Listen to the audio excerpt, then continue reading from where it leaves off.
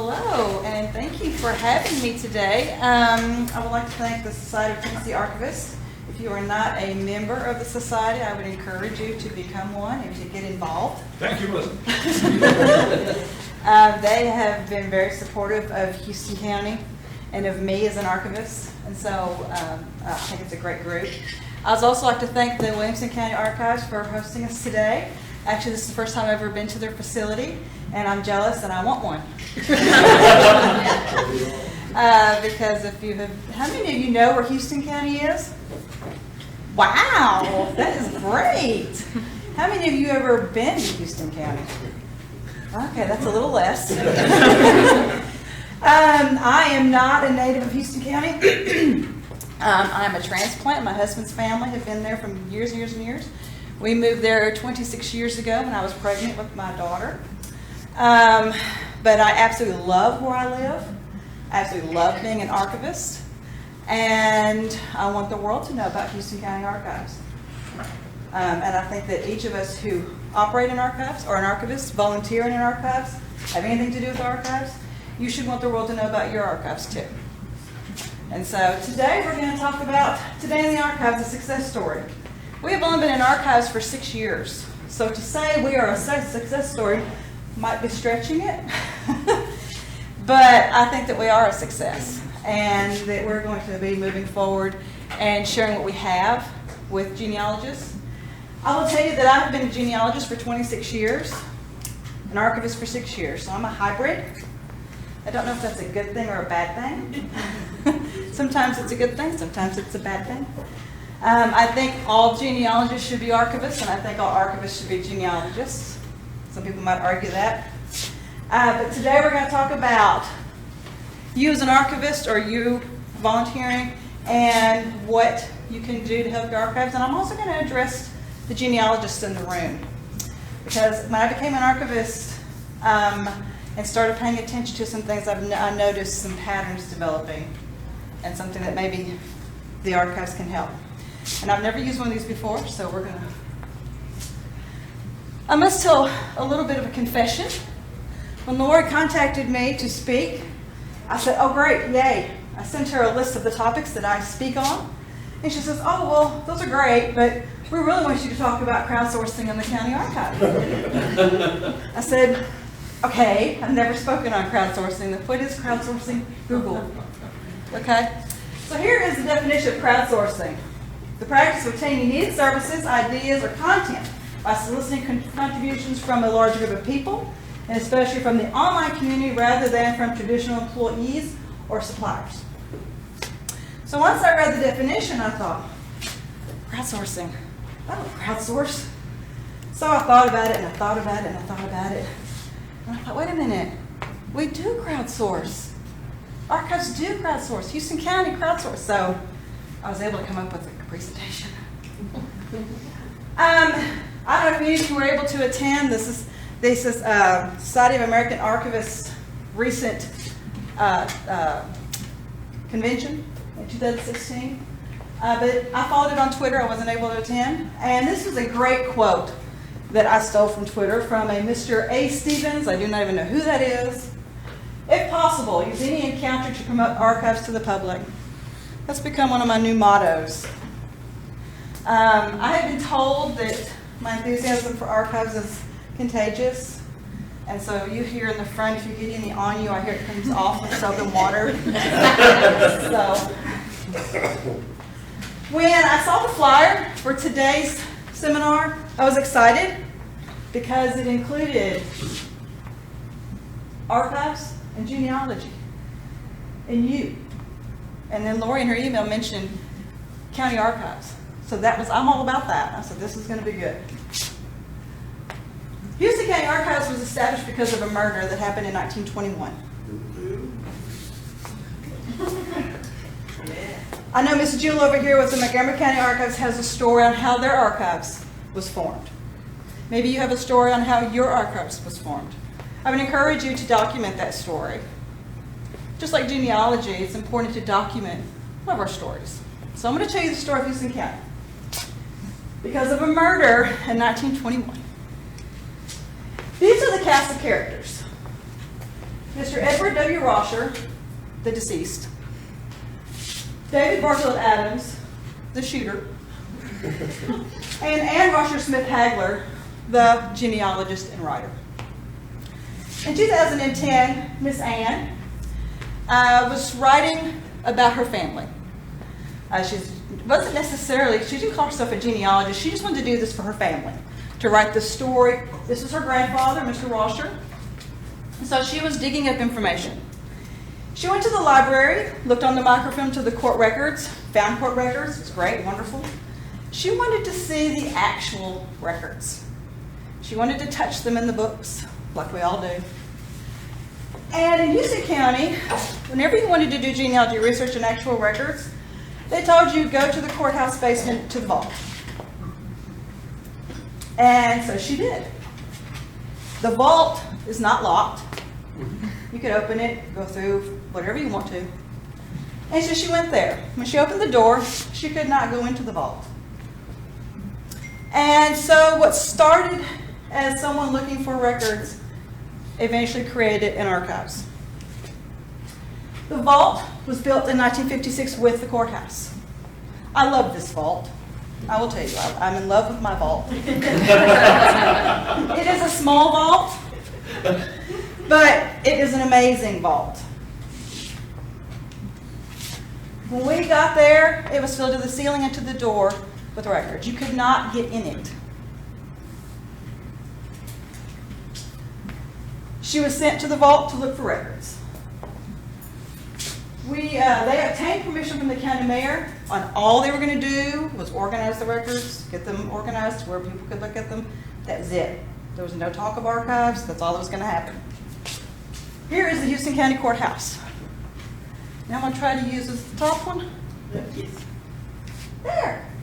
The vault is right there where that yellow arrow is. And our archives is in the basement, of course. They're always in the basement. So we are in the basement here. There's a little office right here, this little conservation office. A little lady named Miss B, I have to say this, she's 94 years old and she works 2 days a week still. With her heater in the summertime. The vault is right here. And so this is where we are today.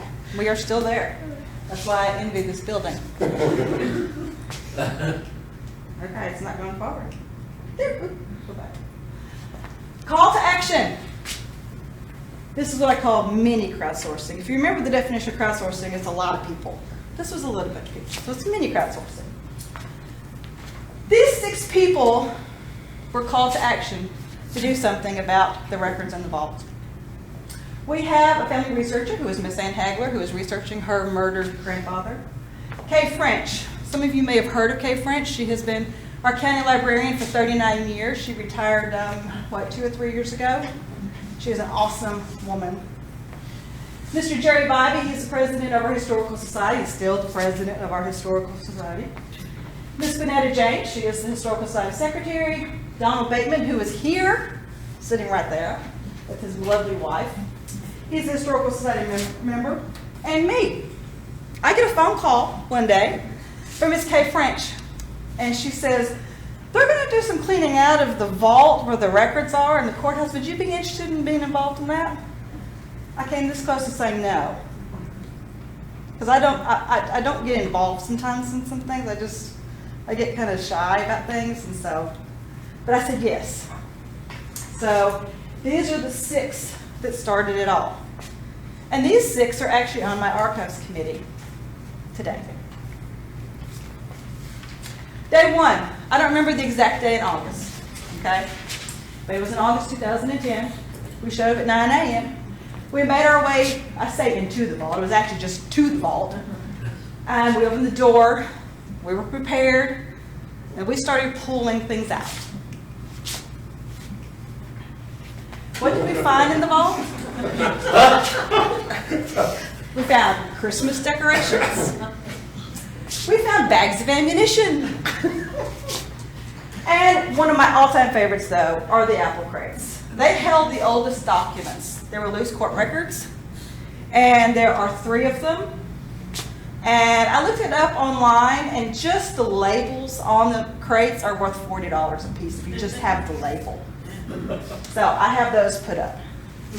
Now, while I love my vault, we found no evidence of bugs, not even dead ones. We found no evidence of rodents. And I can tell you about 3 years ago, not the 2010 flood, but about 3 years ago, we had some really heavy rains in Houston County. And behind the courthouse is a really steep hill.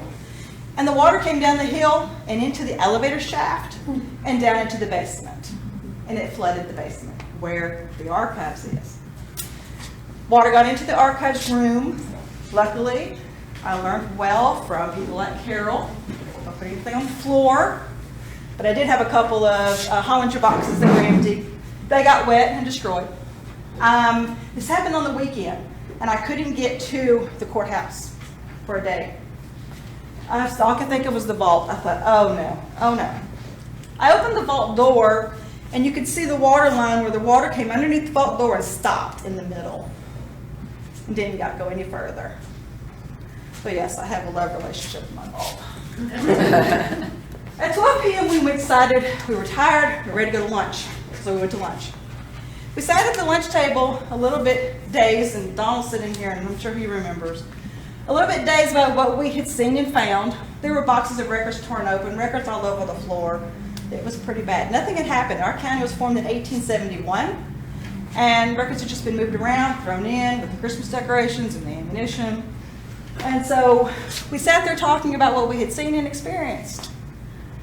And we decided we needed an archive. We needed to save our county's history. Our county's small. It's one of those places you drive through to get to somewhere else. But we have a steep history in our county like everyone else does. So we needed to save these records. I was voluntold. I stole this from my husband, and he probably stole it from somebody else. But we were at the table. I said, well, we need someone to head this up. We need to get someone, to head this up. Nobody raises their hand. Nobody volunteers, of course. And they all turn and look at me. You're the genealogist, Melissa. You can do this. So, yeah, sure, I'll do that. I did not know what I was getting myself into. But I'm glad I got myself into it because I was 41 at the time. Yes, I'll tell my age. And that's when I found my calling. At 41. So, yes, I was voluntold. We do not have pictures of the August clean out because we actually had a gentleman there, Mr. Mike Davis, who runs our local Channel 12. He was there and took pictures, but he takes so many pictures that when I asked him where they were, I don't know, they're buried somewhere. I don't know where. They're in the computer. They're in this box somewhere. Could never find them. So this is a couple months later in October. This is at the old jail. I immediately started asking, are there any more records anywhere? Yes, at the old jail and the jail cells. This jail was built in the 1930s. I don't know if you can see it, but on the back, on the walls, that is lead paint. And it's cracking and falling off. Now, I understand that you don't want to be around lead paint, but I understand it can't hurt you unless you eat it. My fellow workers all decided they were going to wear masks and gloves because they were going to get lead paint poisoning. So this is Miss Ann Hagler, the lady who was researching her grandfather. And so we have pictures of this, and I love the, right there. Nice touch. So we actually did an inventory that day. We have since cleaned out those cells and taken care of those records. This is actually at the old highway department. This was a year later in October 2011. They had, I was told they had records. So we went, they have a loft, it's an old building. They had a loft. And we couldn't get to the records. That's how they got to the records. And they brought the records down, and we were able to go through them and take care of those records. We were established November 15, 2010 by an act of the legislative body of the Houston County. I can tell you that our county mayor and our county commissioners were behind us 120%. We were extremely lucky Our archives was established quickly compared to a lot of people. So I've been very grateful for that. February the 1st, I was hired as the archivist. Another miracle, especially when you really think about budgets, small county budgets. From August of 2010 until February 1st, I went to the archives once a week, volunteered my time to work, and so they could see. Because, they didn't know what an archive was. They didn't know what we were trying to do. So I wanted them to see what we were doing. And I decided then let the education begin, because I quickly found out there was a lot of education that needed to happen. What happened with Anne? She wrote a book. If you get the chance, you ought to read her book. It's The Settling Place. Just Susan knows what some of these places on her book are. They're places in Houston County. This is actually the corner. Right there's the corner where her grandfather was shot and killed. And that's me and her at her book signing. Her grandfather was shot and killed by Mr. Barfield Adams. The mystery still stands as to why. The theory is that Mr. Rosher said something that offended his mother at church. And he had come back from World War I. And I don't think he was very stable. And nobody really knows. He was, Mr. Rosher was a very upstanding citizen in the community. He was, I believe he was president of the bank. He owned businesses. And he was extremely blind. He was blind in one eye and just about blind in the other one. On the picture, I showed that he had a patch over his eye. And so Mr. Barfield Adams claims he pulled a gun. Mr. Rosher pulled a gun on him. Actually, what he had in his back pocket was a magnifying glass, because he had to use it to read anything. So it's a very interesting book. I encourage you to get it. Education. I very, very quickly found out that I was going to have to educate. I'm not an educator. I'm a little old genealogist when we started. So, what did I have to educate? I had to educate my local community, because they had no idea what an archive was. And I also had to educate our officials. That has proven to be harder than educating the community. Okay, these are some of the comments that I received. What is an archive? I was a genealogist. I would work in archives. I knew what an archive was. I thought everybody knew what an archive was. No.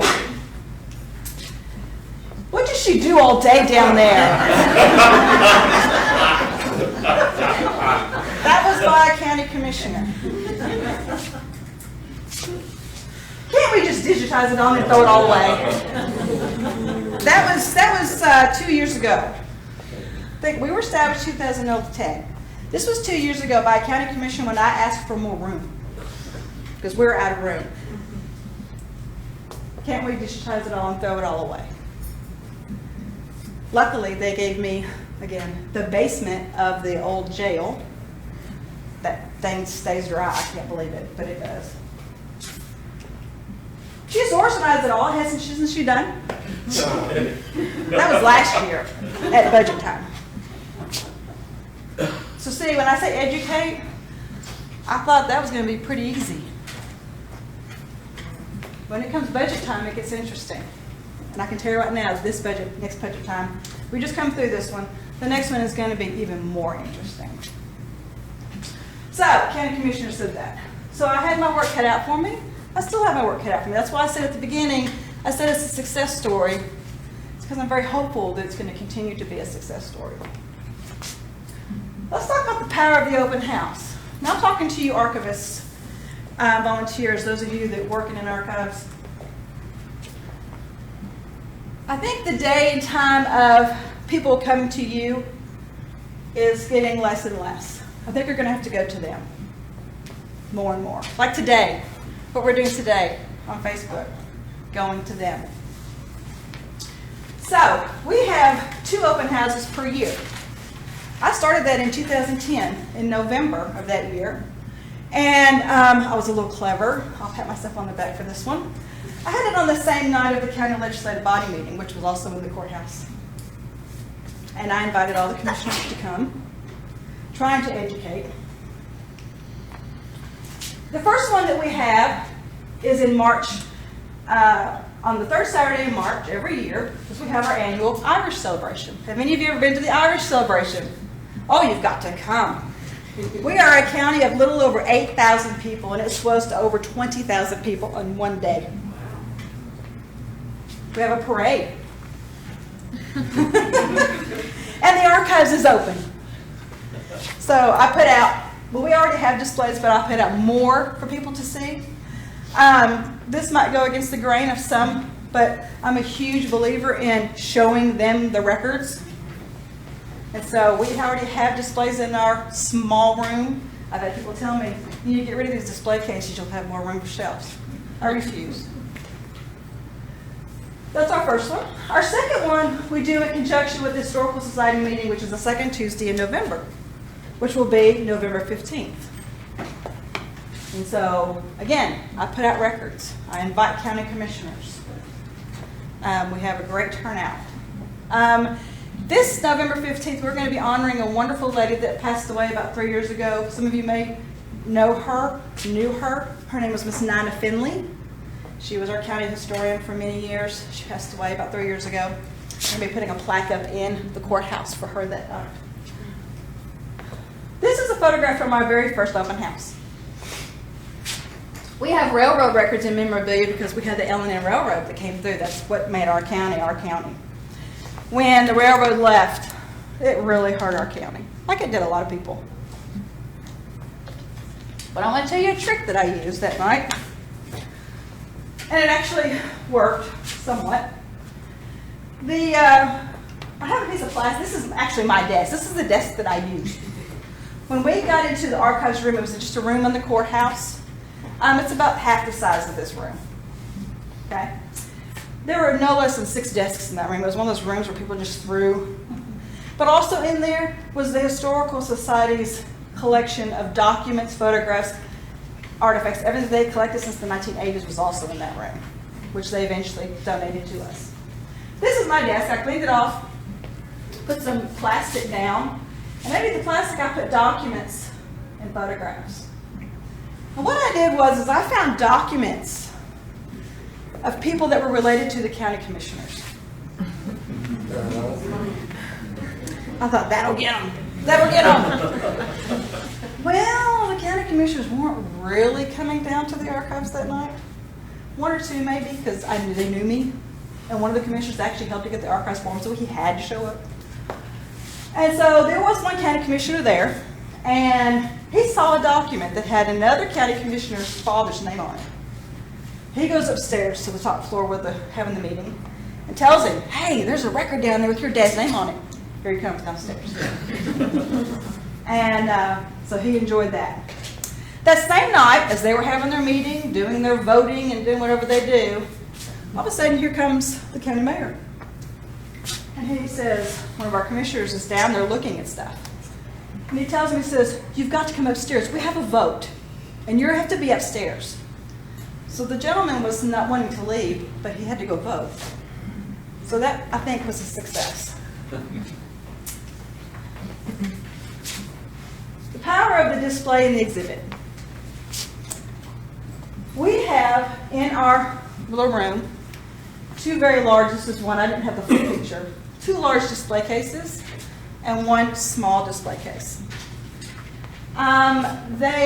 One of them is pretty much permanent, and one of them we change out different things. This is actually our Irish celebration display, because when people come in, I want them to see stuff. You know, and in a way, it's not hurt us, but it's something I've had to explain. Because the county commissioners see this, and they think that's what we do.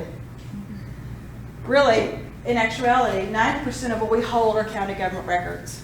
We only have 10% of historical records. But that's what I put on display because that's what I want visitors to see and anyone that walks in the door. We also do an off-site display. This is at the Traditions First Bank in Erin. And they have a little bitty display case. And we change it out about every 3 months. It's locked. So I don't mind putting some original things in there. I don't put a lot. I'm kind of picky. And I'll even make copies of photographs instead of putting the originals. But that is at the bank. People who come in to do their banking, they see that. What are you doing to educate your local community? Are you doing open houses?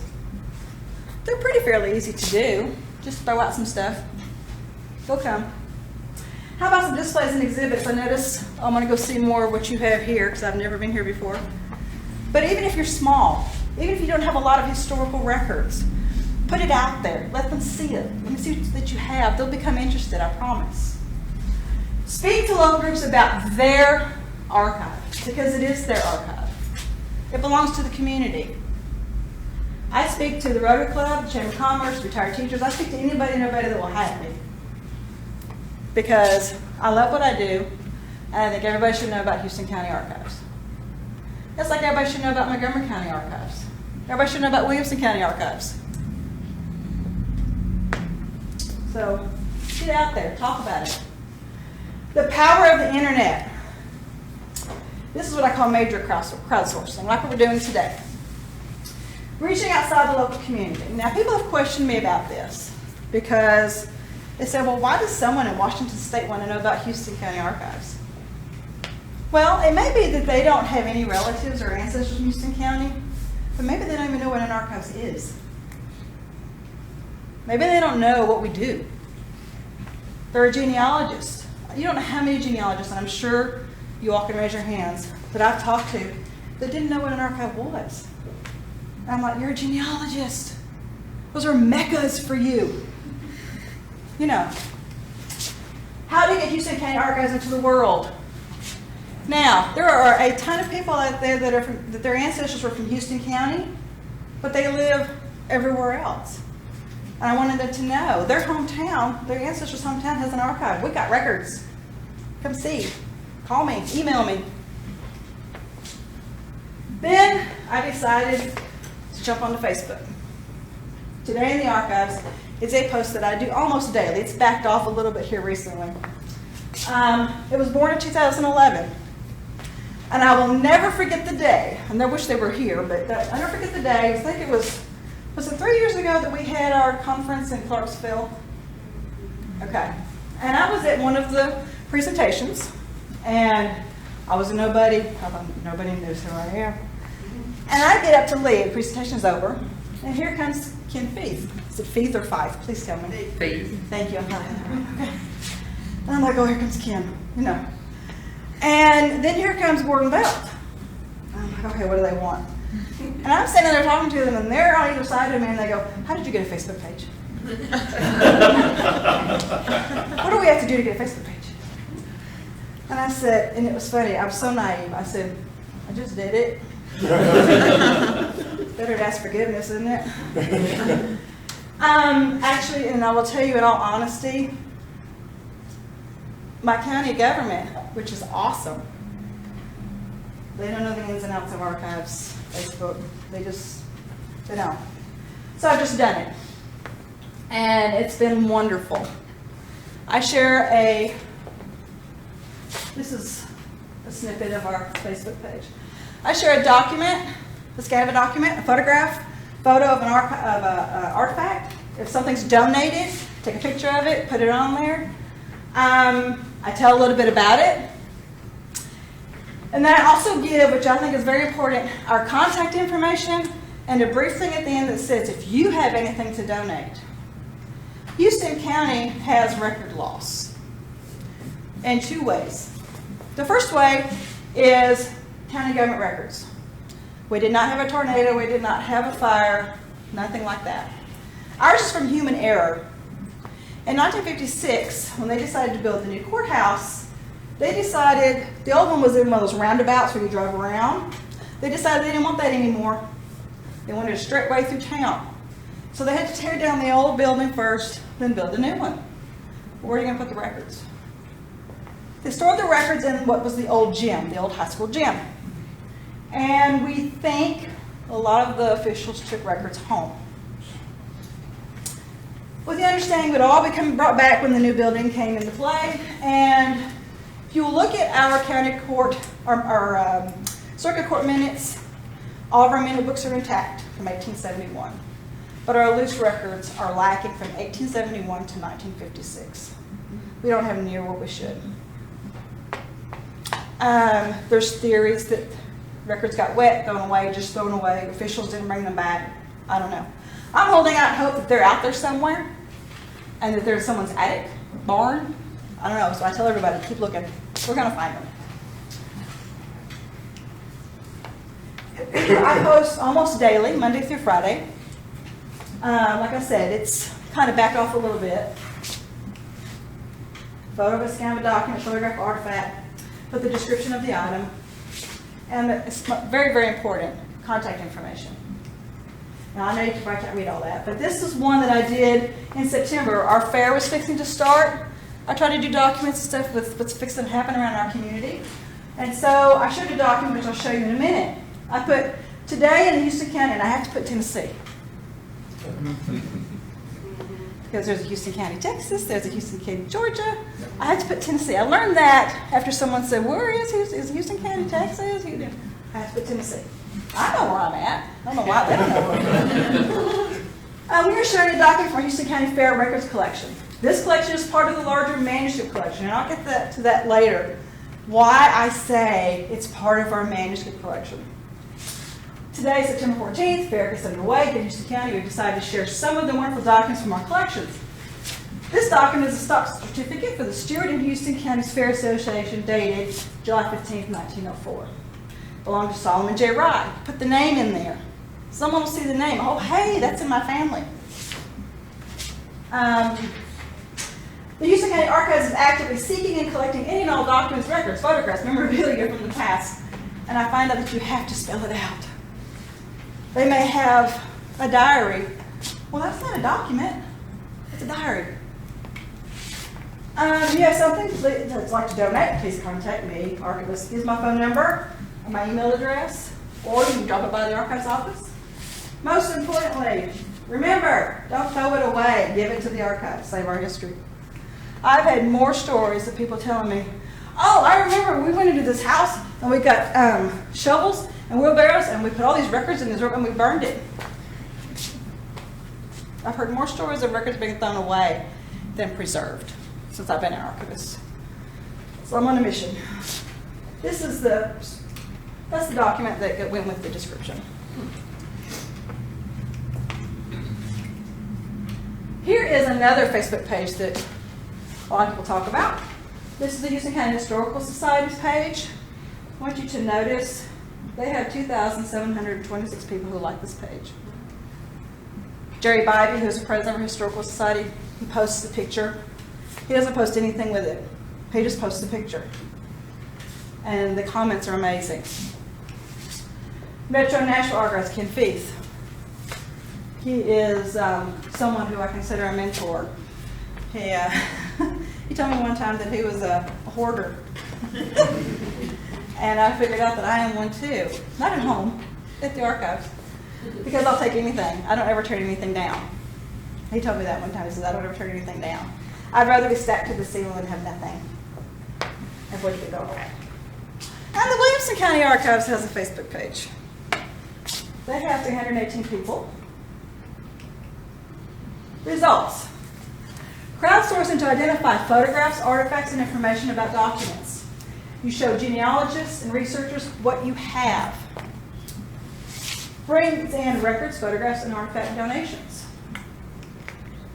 Here's some other social media options. Now, the only other one that I'm on Twitter and Google+. If I post it on Facebook, I'll post the same thing on Twitter and on Google+.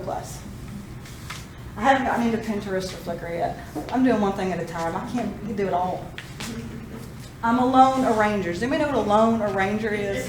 I love that. I'm going to get a t-shirt. I'm a lone arranger. What about genealogists? I've been a genealogist for 26 years. And I've done it professionally since 2004. When I was a genealogist, I didn't think I was weird. I was normal. But when I became an archivist and had to deal with genealogists, they're weird. So, genealogy is the second most popular hobby in the United States. Gardening is number one. And I was going to say what other people say number one is, but we're on film. They say that's number one, so I don't know. Genealogists are staying home to do research online more and more. This is the big wake-up call that I got in the last few years. Gratefully, more and more records are coming online for genealogists. That's awesome. That's wonderful. But genealogists have been lulled into thinking that it's all online. And it's not. I saw a statistic once that says there's about 5% of all the world's genealogy records online. I think that number is more like 2 to 3%, even if that much. They think I talk to them on a daily basis. They think it's all online. So, as archivists, how do we convince them otherwise? They believe it's all online. How to get the genealogist in the door? How many of you that work in archives have seen a decline in genealogist researchers coming into your doors? I didn't know how that would go, because I see it, but I didn't know how some of the other ones saw it. Okay. My answer may not be, what do we call it, the historical way archives work, maybe? Get the records out of the boxes and show them it's not all online. As archivists, we like to do our finding aids, we like to process our records, and ooh, success, put it on the shelf. We need to get them off the shelf, out of the boxes, and show these people what we have. I did an article for the Archival Outlook, Society of American Archivists magazine, back in July, August.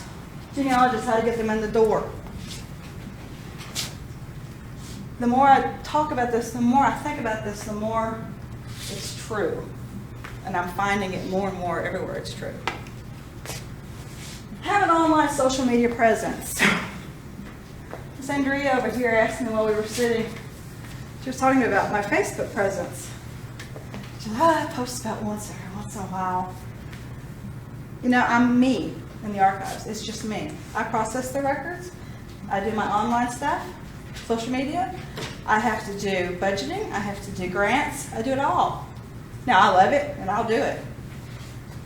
But I understand that this is important. And I'm not sitting all day on Facebook. You know, way back when, Facebook was really taboo. It's a time waster. But I'm telling you, it's a tool that archivists need to use. Miss Susan, you post on yours. I see it. We have to educate the genealogists. I have, like I said, I'm not one of those that's been a genealogist for 85 years, only 26 years. And so, but I can remember when there was not an internet, when you had to go to these places and look at the records, okay? Today, the genealogist does not know the difference between a manuscript collection and a vertical file. They don't even know what a manuscript collection is, a lot of them.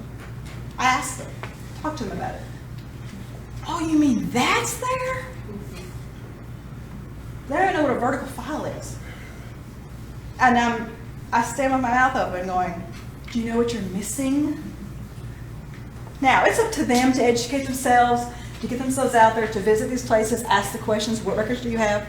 But I think that a lot of responsibility falls on us as archivists because of how things have changed to educate the genealogists and show them what we have. How many of you were able to listen to any of the Society of American Archivists virtual genealogy fair this last week? 26th and 27th, they did an online YouTube fair for genealogists. They had speakers, which were their employees, from the Washington, D.C. office, the Kansas office, St. Louis office, and they were talking about the records that they have. At the same time that you were watching the YouTube video, over on the right-hand side, they had a chat box going. And I was reading the chats. These are genealogists that are tuning in. As they were talking about records, and they mentioned a manuscript collection, or they mentioned a certain type. Oh, what's that? Never heard that before. You know, it was just continuous. And it just reinforced my thoughts on we have to educate the genealogists. We have to show them our records. Crowdsourcing takes time and energy. We all are busy in our archives. Whether you're a lone ranger or you have lots of staff. Everyone has a job, and we're all busy. But if you want the genealogist to come into your facility or contact you by email or call you on the phone, they have to know that you have these records. They have to know what a manuscript collection is, what a finding aid is. It seems so strange to me. It's like we've almost kind of gone backwards. Because I knew what a manuscript collection was. I did research in them. But a lot of them, and I say new generation, I don't mean just being born. I mean the ones, there's genealogists being born all the time. They have no idea what, all they know is it's on Ancestry.com. If it ain't on Ancestry.com, it ain't up there. That's what they think. So we have to change their minds on that. What genealogists need to know? It's not online. Contact or visit an archive today. I put that on everything that I do. I tell genealogists this. It's not all online. Ask the archivist. Sometimes these people are actually pretty intimidated when they walk into our facility. Maybe not mine, because mine's kind of small. But like the Tennessee State Library Archives, they're intimidated. They don't know what to do. And I encourage them, ask the archivist. We're there to help.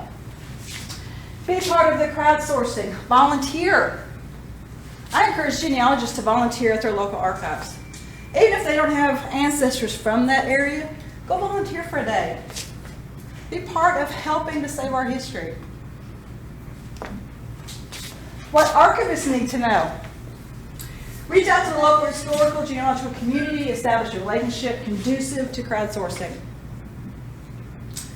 Establish an active online presence and social media presence. That one might be hard for some people. I'm not very technical. I tell people, I am not technical, but if I can do it, you can do it. Believe me. And show them the records. We need to dust off these boxes, and we need to show them these records. Think of different ways to do that. Now, you can put displays and everything you want to in your building, in your block building. That ain't going to do it very well for someone who's in Washington State, New York, whatever. Just like we're doing this on Facebook for those archivists that can't get here, there's genealogists that can't get to your facility. They have no idea what you have either. They have an inkling, but if you show it to them, oh yeah, hey, I want to do research on that. Maybe I can find my ancestor on that record. Thank you. Does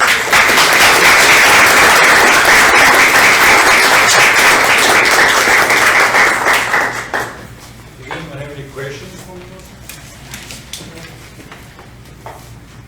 I have a question. Oh, I'll go before you go ahead. I have the oldest I'm fortunate that I have the oldest records in our county, which was established in 1837. Or, I'm sorry, that's not right. Yeah, that is 1837. Anyway, when you're talking about doing the displays and bringing the documents out, do you have concerns about conservation and preservation? Because some of my stuff is really fragile, the stuff that I would really like to bring out that I think would generate the most interest. And the display cases that I have are not well suited to that.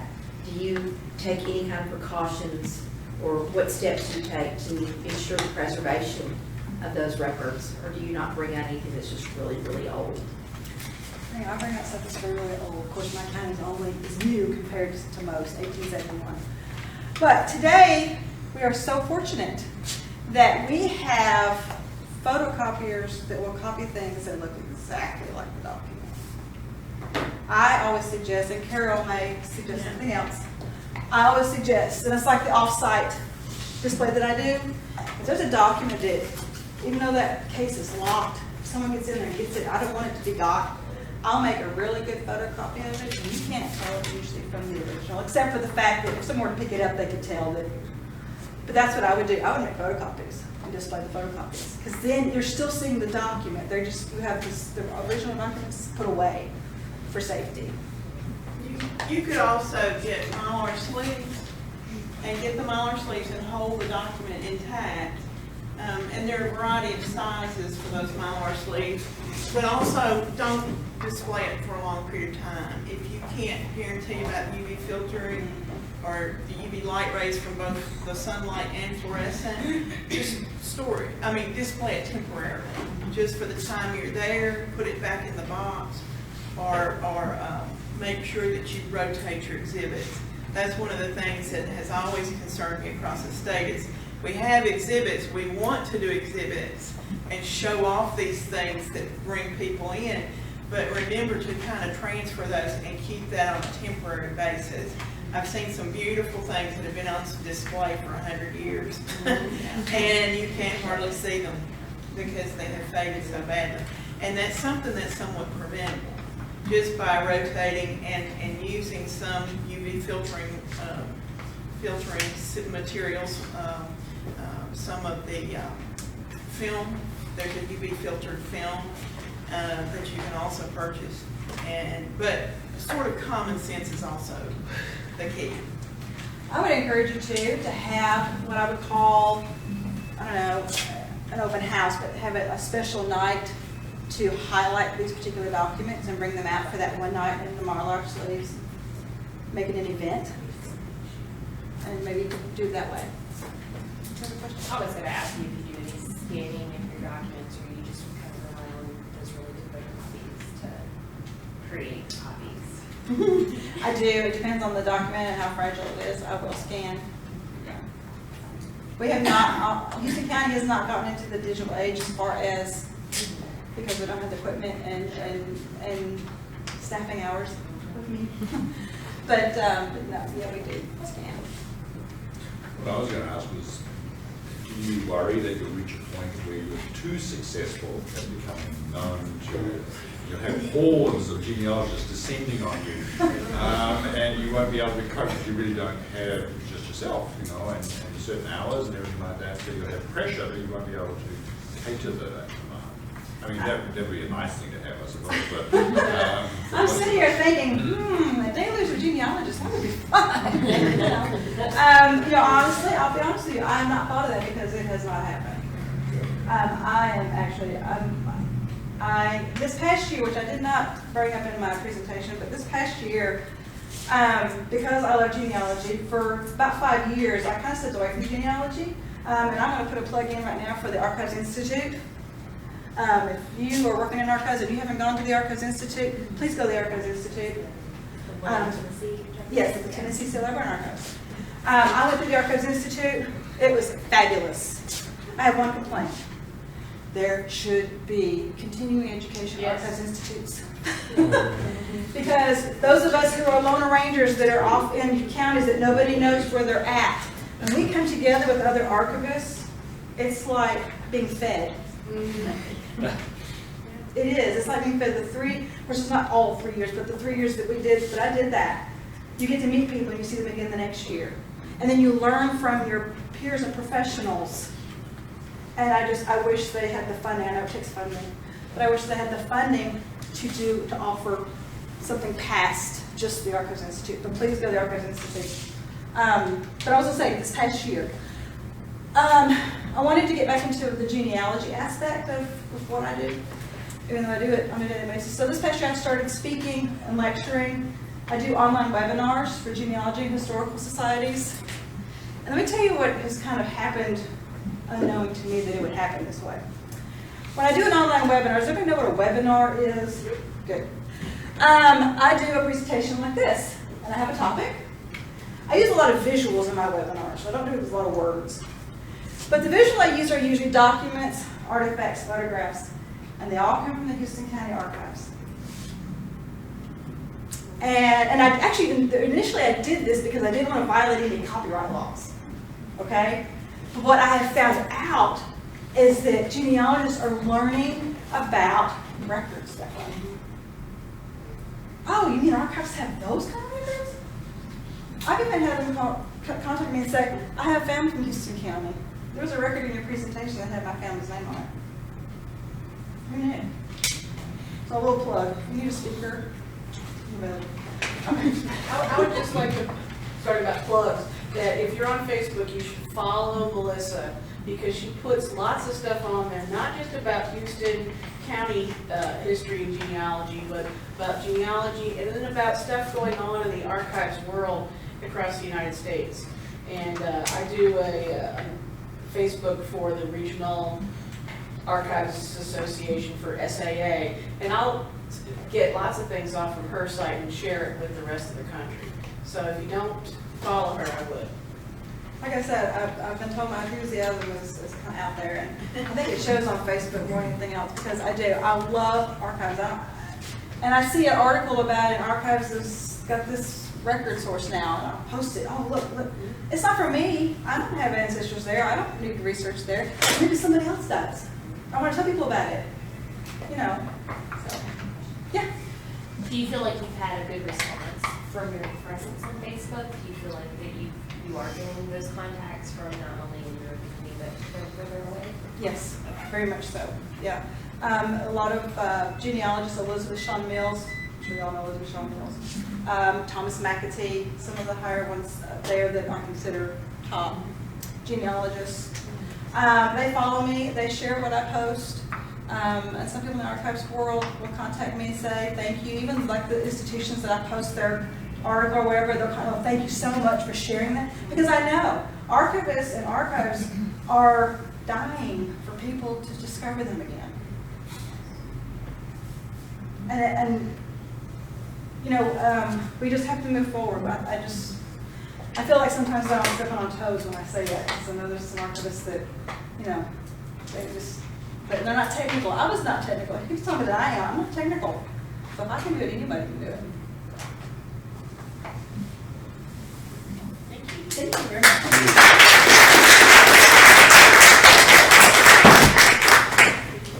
All right, we'll take a short break. Let Lori get herself lined up.